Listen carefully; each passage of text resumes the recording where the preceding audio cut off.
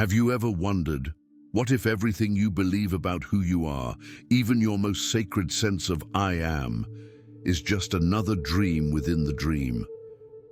They told you that awakening is realizing you are the observer, the witness behind all experiences. But what if even the observer is being observed?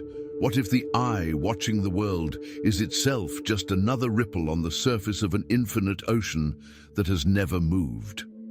You've searched for meaning in the silence of meditation, in scriptures, in the vast space of your own mind. You've whispered, I am that, I am light, I am awareness. Yet something inside you still longs for truth that doesn't fade when the mantra ends, for peace that doesn't depend on effort. Deep down you feel it. There's still a veil, thin but unbroken, between you and what is real. Across centuries, a few rare beings have dared to speak the unspeakable truth. They stripped away not only the illusions of the world, but the illusion of the self that seeks to escape it. One of them was a man who sold cigarettes in the noisy streets of Bombay, a man whose eyes saw through existence itself. His words were not meant to comfort, but to awaken like lightning in the dark. He once said, "You are not even the I am. The moment you say I, the whole universe appears." Most people stopped listening there, because beyond that line, the ground disappears. Beyond that line, even the idea of you collapses. But somewhere within you, something ancient already knows this is true. You felt it in moments when everything stopped, when the world fell silent, and there was only being. That silent presence has no name, no story, no observer. It simply is.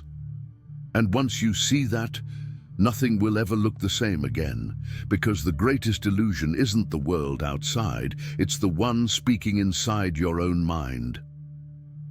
Sometimes life feels like a series of whispers you can't quite understand.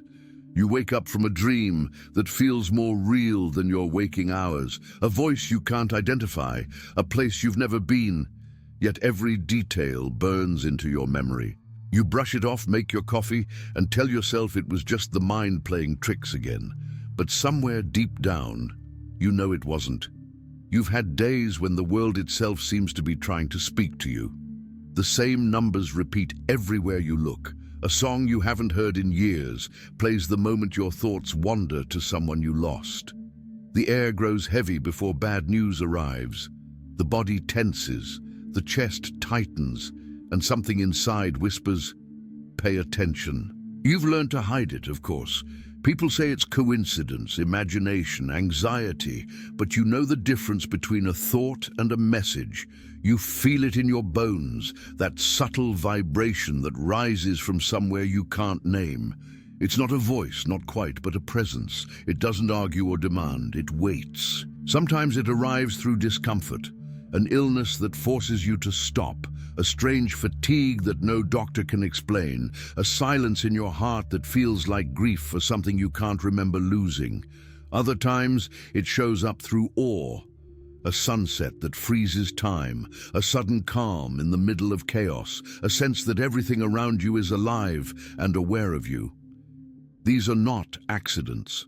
They are the language of something far greater trying to reach you. But the human mind, terrified of losing control, calls it coincidence. It looks away, distracts itself, runs faster, afraid to stand still and listen. And yet, if you have made it here, it's because you've already begun to hear. You've felt that pull, that gentle but persistent question rising from within. What am I really? You've noticed how thoughts appear on their own, how emotions arrive uninvited, how even the feeling of I seems to shift from one moment to the next. One day you feel strong, present, clear. The next, you're trapped inside a storm of noise that doesn't belong to you. Memories, fears, roles, names. You try to hold on to who you think you are, but the tighter you grip, the faster it slips through your fingers. And in those moments of confusion, something extraordinary happens. A gap appears, small, silent, infinite. It's the space between two thoughts, between two breaths. The place where the world pauses and something inside you simply watches. You think, that's me, that watcher is who I truly am. And for a while, it feels like truth. You find peace in that witnessing, relief in the realization that you are not your pain, not your mind, not your story.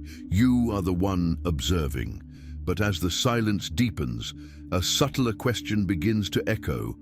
Who is watching the watcher?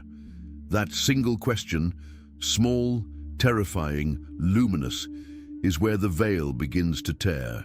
There is a secret that every ancient tradition tried to protect, a truth so simple that the human mind cannot bear it. The first great sign of awakening is not the appearance of visions, voices, or divine sensations. It is the moment you realize that even your awareness is being witnessed. This is the first veil, the one almost no one ever dares to lift.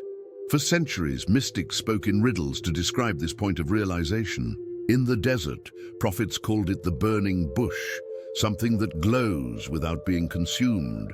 In India, sages called it the witness of the witness, the invisible flame behind the flame. In Christian mysticism, it was described as the dark night of the soul, not darkness as punishment, but darkness as the death of illusion. To reach it, you must see that everything you call me, even your most intimate feeling of I exist, is a movement inside something vaster. The observer you believe yourself to be is not the end of the search. It's only the last mirage before the ocean. When you say, I am the observer, what you're truly saying is, I am the thought of the observer. And thoughts, no matter how spiritual they sound, are still born from the same root of illusion. You see, the mind is a master of disguise. It doesn't mind you calling yourself a sinner or a saint, a body or a spirit. It simply wants to be something, anything, because its survival depends on identification. So when the ego realizes it cannot control the outside world, it turns inward and takes refuge in the most sacred idea it can find. I am awareness. But Nisargadatta Maharaj once said something that shatters even that sanctuary. When I say I am, the entire universe appears. When even that disappears, only reality remains. What he meant is that the sense of I am, the first spark of consciousness, is the beginning of the universe itself. It is the divine dream starting to unfold. Every thought, every desire, every identity grows from that initial vibration, I am. And yet, it is still a vibration, still movement, and whatever moves cannot be the ultimate. Look at it carefully. Before you say I am, there is something already here, silent, unformed, untouched. The awareness of being is still an event within you, not the source of you. You are that which knows that you are. This is the first forbidden realization. You are not consciousness. You are what consciousness arises in. It is said that when a disciple first hears these words, a sacred fear arises. The ground beneath their spiritual certainty begins to tremble. For if even the I am is not you, then what remains? That fear is holy, because it's the ego's final breath before it dissolves into the infinite. Imagine this truth as light shining through glass. The light is pure, but the glass, the I am, bends and colors it. You see reflections, forms, shadows, and you call them me. But once the glass cracks, nothing stands between the source and the light anymore. You don't disappear, only the reflection does. This is why many masters warned, the last illusion to die is the one who seeks truth. Because as long as there is someone seeking, there will always be a distance between you and what is real. To live this understanding is not to deny the world, but to see it as it is. A luminous play within your own infinite stillness. Every thought becomes sacred, every movement holy, because you know it never truly leaves the silence it was born from. When you realize this, even suffering becomes transparent. You stop fighting what happens because you see that the very one who suffers is part of the illusion. You begin to feel a strange kind of peace, one that doesn't depend on control, belief, or understanding. It's not indifference, it's intimacy with everything. This is why the ancient text said, "Be still and know that I am God." The stillness comes first, the knowing follows. And yet, this knowing cannot be learned because it was never lost. It reveals itself when all effort collapses, when you no longer try to be aware, when you stop watching yourself being spiritual and the watcher itself fades like smoke in sunlight. In that moment, there is only isness. No observer, no observed, no center, no edge. Just the vast, boundless awareness that existed before your first breath and will remain after your last. Most people will hear this and try to turn it into another concept, another belief to hold on to. But you, if you've come this far, are being invited into something different. Not belief, but direct recognition. Pause. Listen. Even now, the silence behind these words is more real than the words themselves. It's not far from you. It is you. And that, my friend, is the first secret. The secret hidden inside every heartbeat, every pause between thoughts, every quiet tear that falls when the mind finally stops pretending to know. If this truth resonates within you, then you're not alone. There are others who feel this same call, souls scattered across the world, awakening together, remembering together. Join this circle of remembrance, this living community of seekers who dare to look beyond illusion.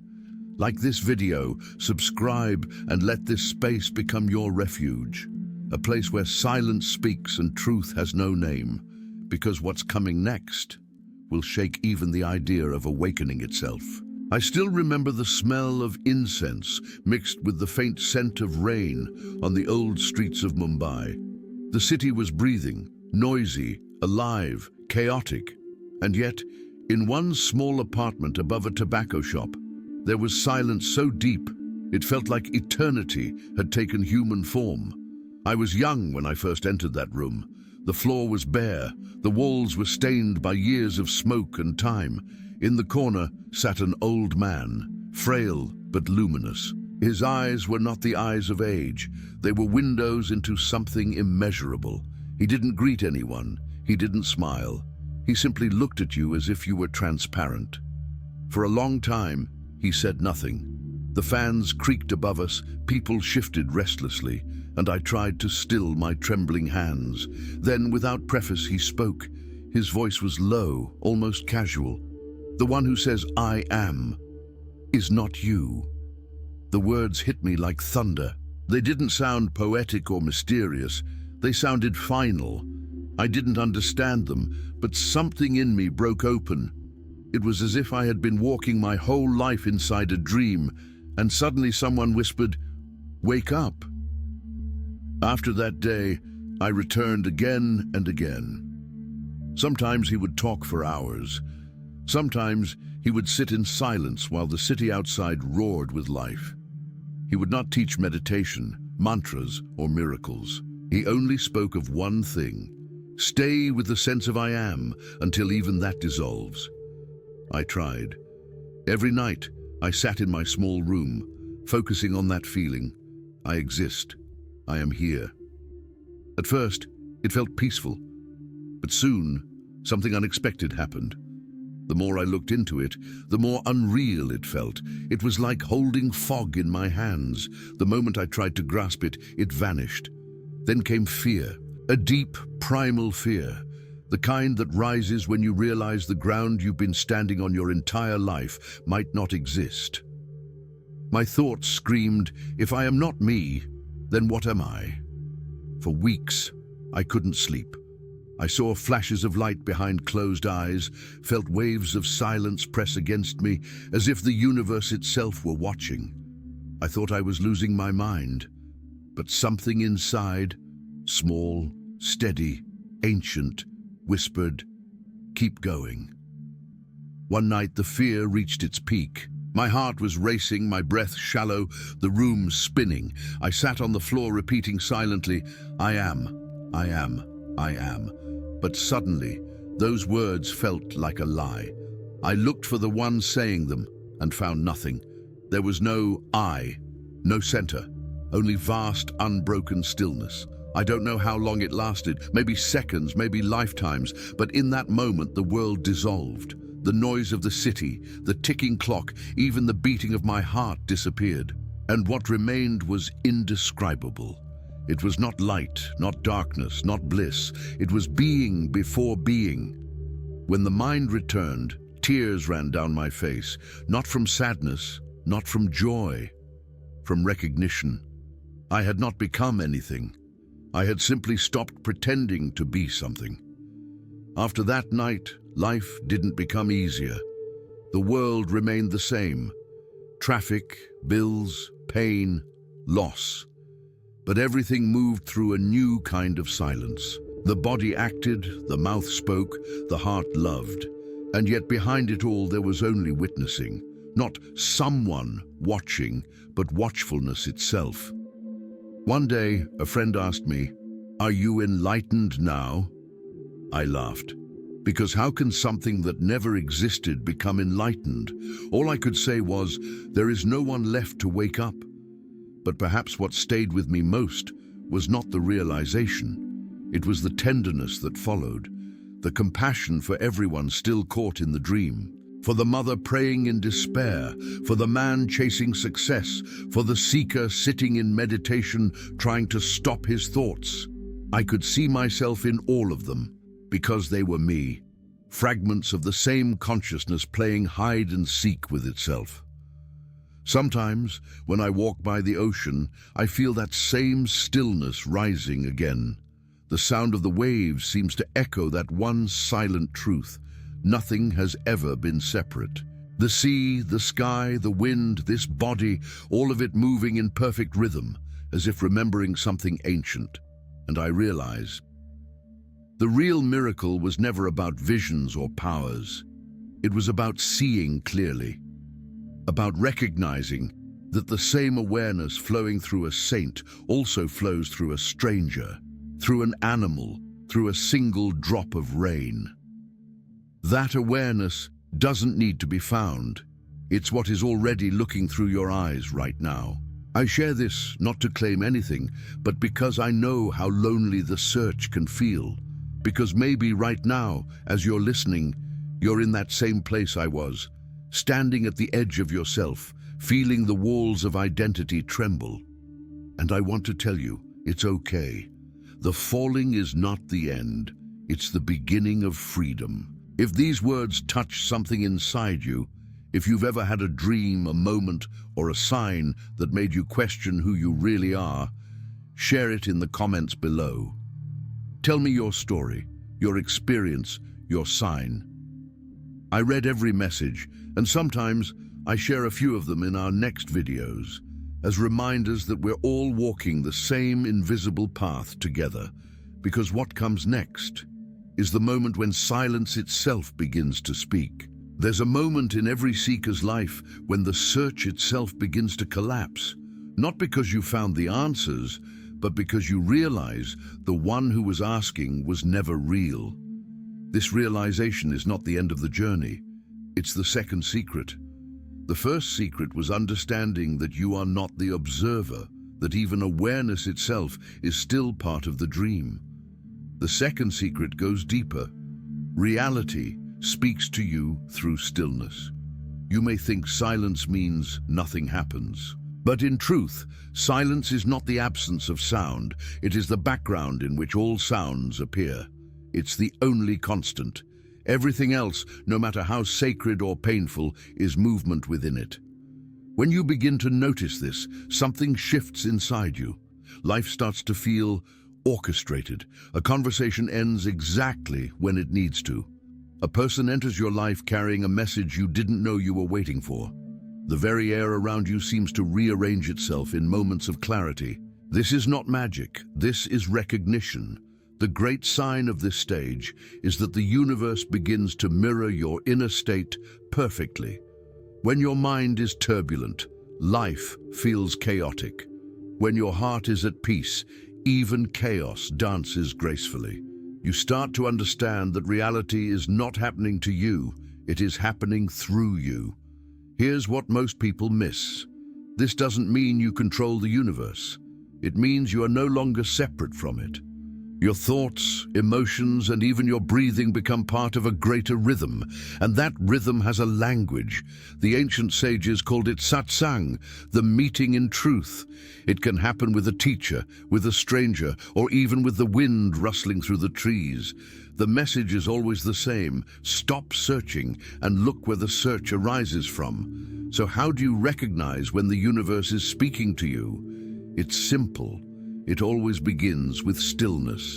Before any insight, before any revelation, there's a tiny pause, a still moment where everything stops moving, even for half a second. It might happen while you're driving, washing dishes, or watching sunlight filter through your window. It feels like time exhales, and in that space you feel something is watching through me.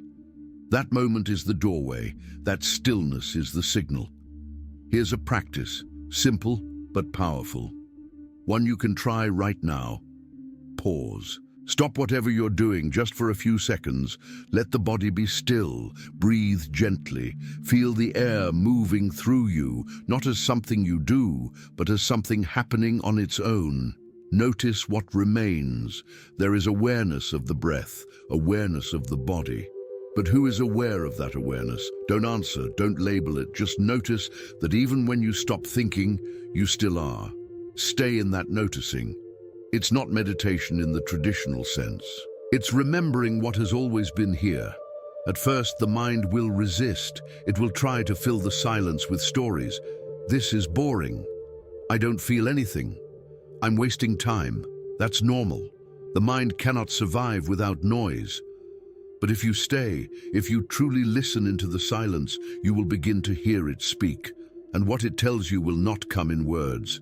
It will come as clarity, as peace, as the deep knowing that nothing needs to be different. You will begin to sense that everything unfolding around you, every challenge, every person, every event, is part of one continuous conversation between you and existence itself. Once you understand this, signs no longer appear as external miracles. The sign is your awareness expanding. Maybe you'll notice that after an argument, the wind changes direction, or that right after a painful realization, the world around you softens. A stranger smiles, a song plays, a child laughs nearby. These are not coincidences. These are mirrors. The universe doesn't speak in sentences. It speaks in synchronicities. When you start living from stillness, even your smallest actions carry power. A word spoken with awareness can change the direction of your life. A moment of silence can heal wounds that years of effort could not. That is the essence of the second secret. What you seek reveals itself when you stop moving toward it. Do this simple thing each day. Once in the morning, once at night. Sit in silence for 2 minutes. Don't try to meditate. Don't control your breath. Just become aware of what is aware. Feel the space behind your eyes. Let your attention rest there. You'll notice that thoughts rise and fall like waves, but you remain untouched. You'll feel emotions pass like clouds, but something deeper never moves. That unmoving presence. That is the same stillness that holds the entire universe. And the more you rest in it, the more life begins to unfold with ease. Decisions become clear, relationships soften, fear loses its grip. Because now, you are not reacting to life. Life is expressing itself through you. This is not theory. This is direct realization, and anyone can experience it. You don't need a teacher, a temple, or a mantra. All you need is the willingness to stop chasing and start noticing. Stillness will become your greatest ally. Silence will become your teacher. But be warned, once you enter this space, the mind will whisper again, "This is it. I've found it." And that's when the third and deepest illusion will reveal itself. Because beyond stillness, There's something even greater, a truth that almost no one dares to face. If you felt this message resonate with your heart, then stay close to this circle of seekers, this community of remembrance. Subscribe to the channel and join us, not as students, but as travelers awakening together. For soon, you'll discover the final signal, the one that doesn't just change how you see life, but what life itself truly is. There comes a moment on every path, the instant when the seeker vanishes and the only thing left is what has always been. Words tremble before it. Minds cannot contain it. Religions point toward it but cannot hold it.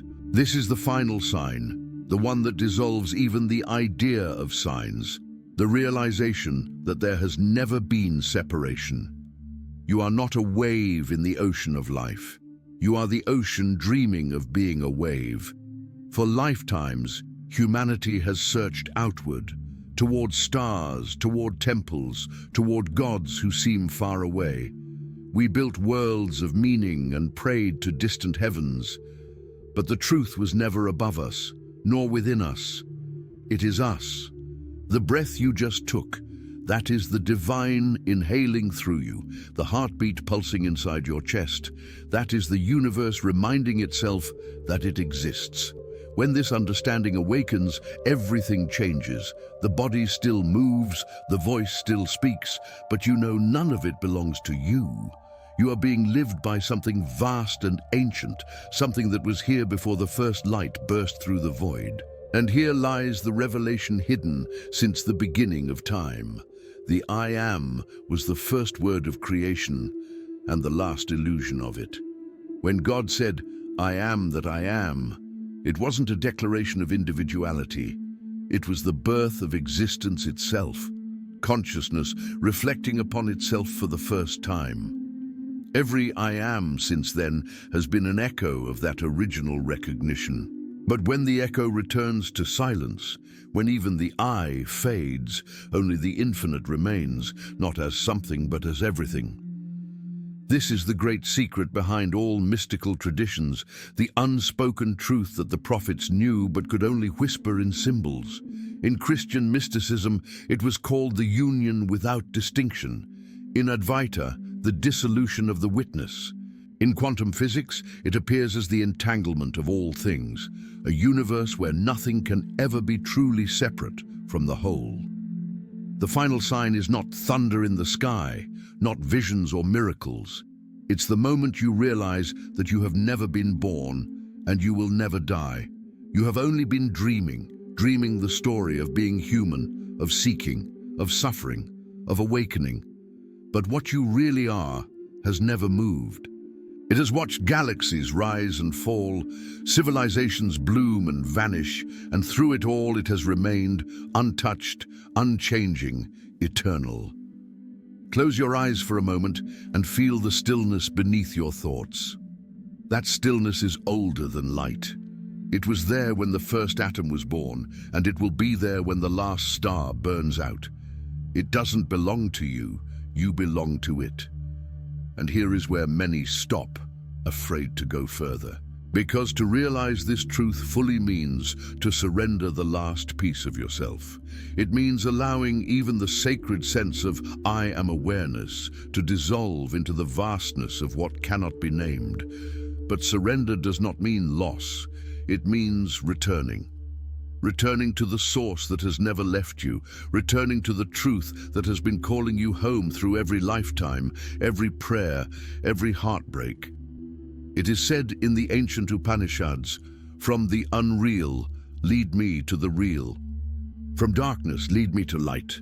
From death, lead me to immortality." That is not a journey through space or time. It is a turning inward so absolute that even the concept of inward disappears. The walls fall, the dream collapses, and all that remains is boundless love, not sentimental but cosmic. A love so vast that it gives birth to worlds and dissolves them again in the same breath. This is the meaning of Christ saying, "The Father and I are one." It is not a statement of divinity above others. It is the recognition that there is only the one. looking through countless eyes, living countless lives, dying countless deaths, awakening again and again through every form. When this realization dawns, there is no enlightenment, because there is no one left to be enlightened. There is only life, happening perfectly, silently, eternally. And this, dear soul, is why everything you've ever felt, every tear, every question, every pain, all of it was sacred. Every experience was the infinite learning to see itself again. At this point in the path, many feel an overwhelming tenderness. You look at a stranger and recognize yourself. You see the rain and realize it is your own consciousness falling from the sky. You hear the wind and know it is your own breath returning home. The mystics said this stage cannot be described. But if it had a taste, it would be peace. If it had a sound, it would be silence. If it had a color, it would be transparent light, the glow of existence recognizing itself as whole. And when that happens, all boundaries collapse. Heaven and earth are no longer two places. They are the same heartbeat. Life and death no longer enemies. They are movements of the same eternal pulse. This is the sacred marriage of spirit and matter, the moment when God remembers himself as you. If these words reach something deep in your being, it's not by accident. This message was meant to find you, to remind you that what you are seeking is already awake within you. And before you go deeper, I ask something simple from the heart. If this truth resonates, support this work. This channel exists not for profit, but for passion. A space built from silence, devotion, and love for every soul who dares to wake up. So please like this video and subscribe to our community, a circle of seekers who remember that the journey of one is the journey of all. Every subscription, every comment, every shared reflection keeps this light alive. Because beyond this revelation, there is one last mystery, a truth so vast that even silence cannot hold it. And when it's revealed, you will finally understand why you were born, why you suffered, and why you were always endlessly free. There comes a moment, quiet, unannounced, when you realize this entire journey has never been about finding something new. It has always been about remembering what was never lost. Every sign, every coincidence, every strange dream, every flash of stillness you've ever felt, they were all fragments of a single message echoing through your life. Wake up, not to a doctrine, not to a religion, but to yourself, to the truth that everything you've been searching for is already breathing through you right now. The signs were never outside. They were the fingerprints of the infinite pressed gently against your own soul. That moment you looked at the night sky and felt that strange ache, that tear that came for no reason during a song, that inexplicable peace that wrapped around you when you thought you were alone, that was life whispering, you are not separate. And maybe for the first time, you can feel it now. The quiet hum beneath all things, the presence that listens when the mind stops speaking, the same silence that existed before the first word, the same love that will remain after the last goodbye. You begin to see that every event, even the ones that broke you, were sacred teachers in disguise. The heartbreaks carved space for compassion. The failures taught humility. The silence after loss taught how to hear again. All of it, every breath, every shadow, every spark, was a doorway back to the same truth. There is nothing outside of the divine, because there is nothing outside of you. And this is the real awakening. Not leaving the world, but seeing the world as God's mirror. Endless reflections of one boundless presence, infinite and indivisible. When you truly see this, fear loses its language. Death becomes a change of scenery.